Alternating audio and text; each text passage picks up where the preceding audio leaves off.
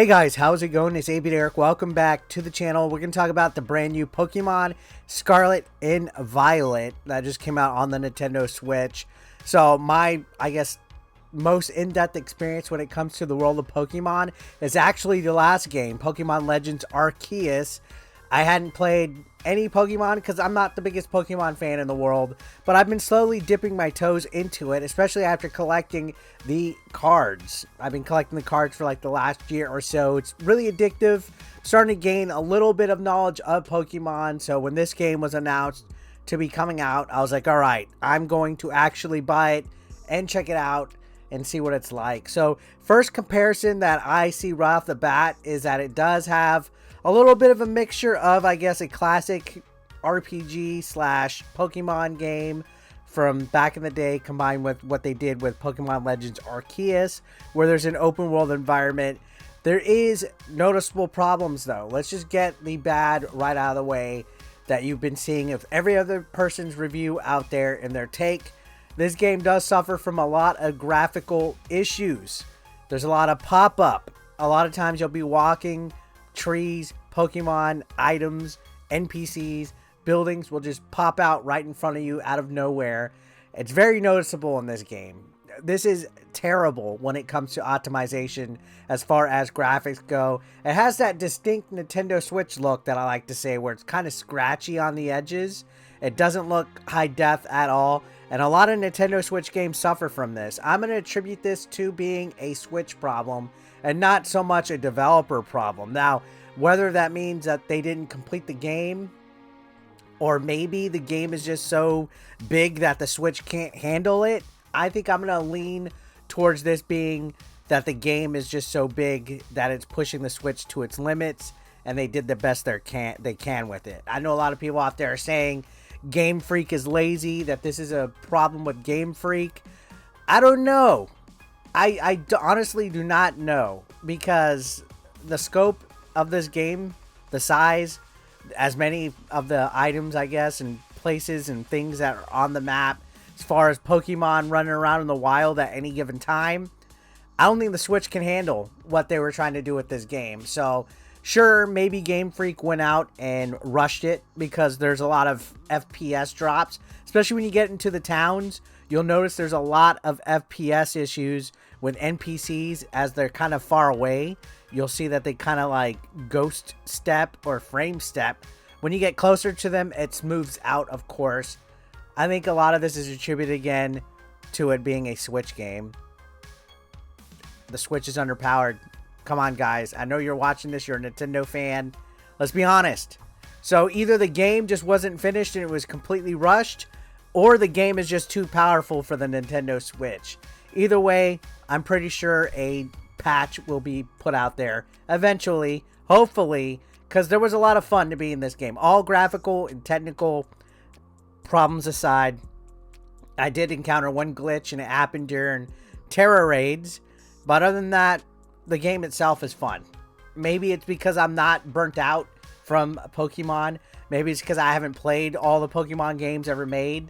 To me, this is still me dipping the toes into new uncharted territory, but I like it. If you're not familiar with Pokemon, it's a whole bunch of little creatures that resemble fish, birds, elephants, teapots, mice, you name it. If it's an object or an animal, there's probably a Pokemon that looks like it.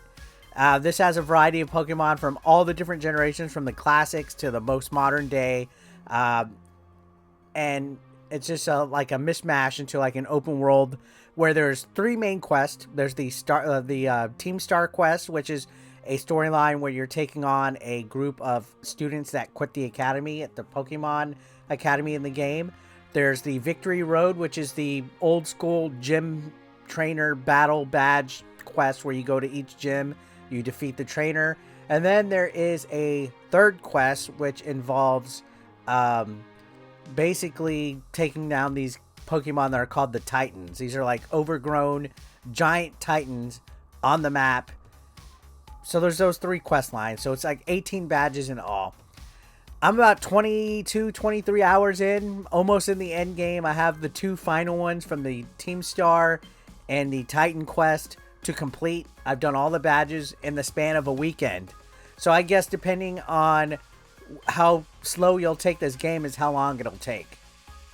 If you want to collect the entire Pokedex and get all of the Pokemon and collect them, you're going to obviously be playing for a while, especially if you want to get 100% in this game.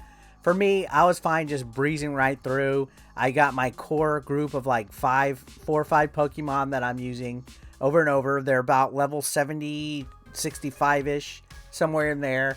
And I just took down the quest like nothing. It was really quick. It wasn't like as long or time consuming as other open world games. So there's that. Now, some of the pluses that this game does have over Arceus, graphical stuff aside, is that there's actual towns on the map. There's actual shit to look at. I remember Arceus just had one town, literally, and none of the NPCs in that town walked at all. So I'll take NPCs barely moving at a slow frame rate than not moving at all, no interaction, no items, no incentive to really look around. I do like the aspect of Pokemon just running all over the place. It's almost like a Monster Hunter vibe, which works with this. I would like to see bigger Pokemon though. You know, a lot of times the Pokemon on the map are really tiny. You can't really see them. But you could do like an auto battle where your companion Pokemon, you know, that you have, like your starter, can go and actually attack and pick up items and stuff like that. And I found that helped out with the grind quite a bit. So honestly, the biggest complaint is the technical aspects when it comes to how this game performs. But other than that, I had a good time running through it, going from town to town, picking up the little TM things to get different moves for my Pokemon and coming up with the best loadouts and stuff. But again, I'm not a Pokemon fan from like 97. You know what I mean? I'm just now getting into it. Now, there are online multiplayer aspects. You can do like trainer battles. You could do Union Circle where 4 people could play on a map at the same time. It is buggy as all hell right now. If you have 4 people playing on a map, it's just real choppy. The game dips to absurd frame rate levels.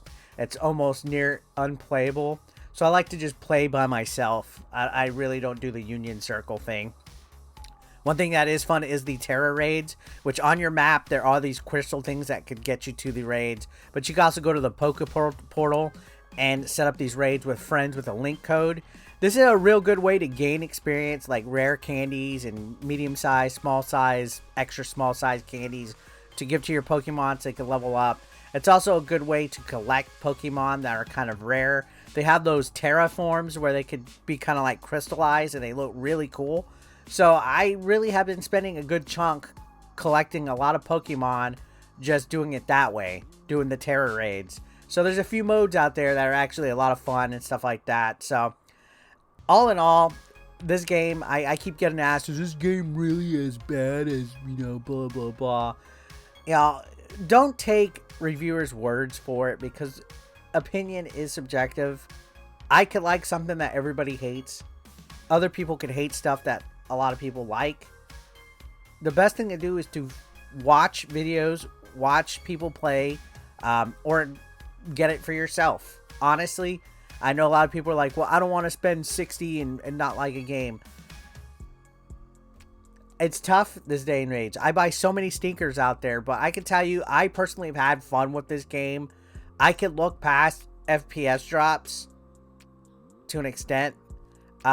This one isn't that game breaking. Like a lot of people made it sound like it's damn near unplayable.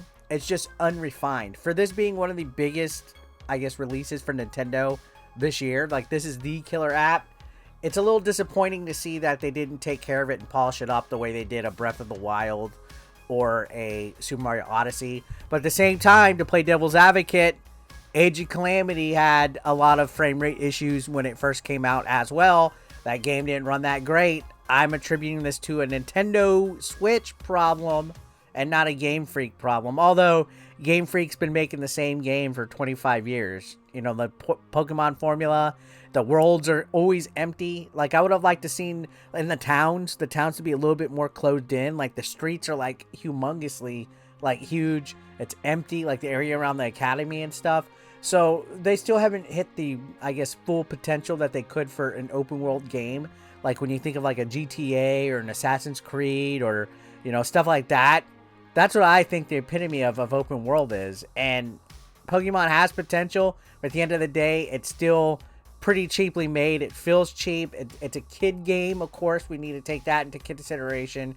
But when you have heavy hitters like Breath of the Wild coming out real soon, Tears of the Kingdom, you know, you got to step it up, especially when this is your biggest thing. So technical errors, I hope, do get patched up. But as far as like level design, the map looking lively and stuff, they really didn't try their hardest. Now, if you played a Pokemon game, it's the same turn-based battling when it comes to combat. I'm sorry if I'm going all over the place. I'm just freestyling off the top of my head. If you played a turn-based RPG, that's basically how it works. The Pokemon have a set number of moves. You can learn new moves as you level up, but you'd have to like sacrifice one of the ones that you currently have, so you only have like 4 attacks.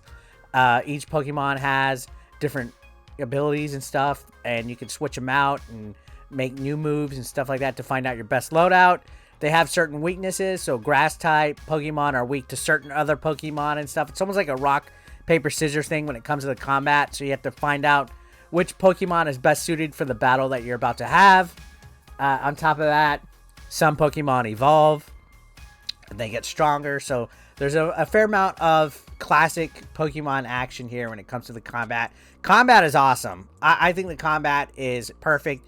There could be a lot more as far as animations go for attacks. A lot of times it's just kind of lazy. The Pokemon just kind of like do like a little step forward and there's no real animation or anything like that. I think I would have liked some animation in the combat. Kind of like, you know, like Final Fantasy games have a lot of cool animation and stuff. But what can you do? Again, Game Freak, at times maybe they cruise and they phone it in a lot. And I don't know. I still had fun with this.